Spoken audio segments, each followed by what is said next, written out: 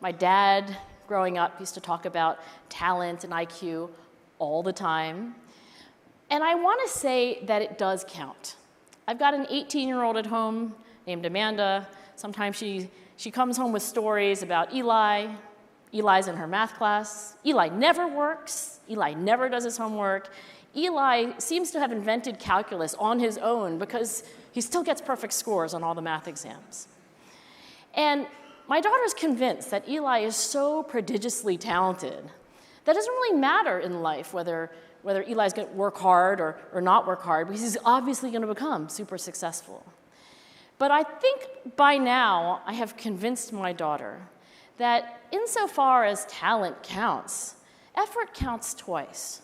First, because no matter how talented you are, you have to multiply that talent by hours of effort to actually gain skill, to learn calculus, to know how to write a memo, to know how to lead a team, know how to do all the things, frankly, that you have learned, your many hard-earned skills.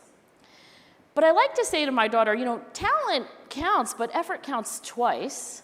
Because once you have a skill, you know how to lead a team, you know how to do calculus, you know how to act in a film, you have to actually apply that skill. It's effort applied to skill that creates human achievement. And so when Will Smith says, "You may be more talented than me, but I will never get off this treadmill before you," I think what he's pointing to is that effort and talent are not the same thing. And in the long run, it may be, just as Darwin intuited, that effort may matter more. In data that I've collected on the grit scale and measures of talent, whether physical talent or IQ, cognitive ability, I find that measures of effort like grit are not correlated with measures of talent, like an IQ test. In some samples, they're inversely correlated, weakly. All that means for you as leaders is that if you hire brilliant, talented, smart people, good for you. But it's no guarantee that you're hiring the most passionate, hardest working, resilient, growth-oriented people. They're simply different human qualities. If I want to catch you all the way up to 2020 and what modern science knows about the super successful, I can do it with this one graph. This summarizes the research of my friend and my colleague, Anders Ericsson. Raise your hand for a moment if you've ever heard this expression, and I know we're a global audience, but this expression, 10,000 hours of practice, the 10,000-hour rule, okay, that's many of us, if not most of us. If Anders Ericsson were here today, he's a cognitive scientist who studies the super successful, World Cup soccer players.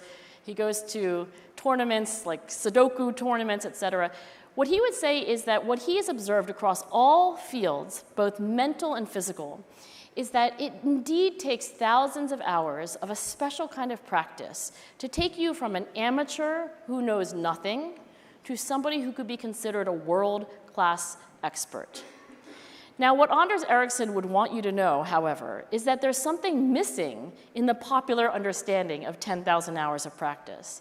And that is that you can spend 10,000 hours of practice and just be fine, mediocre, nothing special. I mean, just think about it. Lots of people go to work for 40 hours a week, and then if you count up the hours, pretty soon they're at 10,000, but they're not world-class experts. Why? And the singular insight from his lifetime of research is that it is not just the quantity of practice that matters, it's the quality of practice. The way experts practice is different.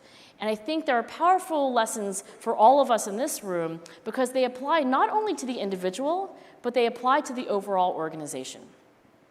Before I unpack for you what Anders has found about the way experts practice and how different it is qualitatively, let me suggest that life always presents us a multiple choice, and there are more than two answers. You can become more and more expert at what you do. That's the red learning curve. You never stop learning. I think that is the culture of Genpact and its valued clients. You can be like most organizations and most people, which is to say that you will put in hours and hours, but they're not the kind of practice that gets you better. You plateau on the, I like to call it the plateau of arrested development. But the third choice that anyone has at any time is to exit completely, to stop training at all. And it is the nature of human nature that we lose the skills that we have acquired when we are not practicing them. Let me use myself as a personal example. Being an Asian female in New Jersey, I had to play piano. It was part of my cultural destiny, so I did it. And I was never very good. I quit after some years, and what little skill I had in piano, I now have none at all.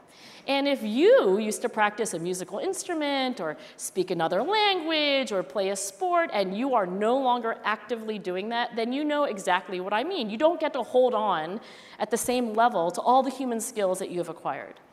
So I study grit in part because it keeps people on this red learning curve to becoming more and more and more excellent at what they do.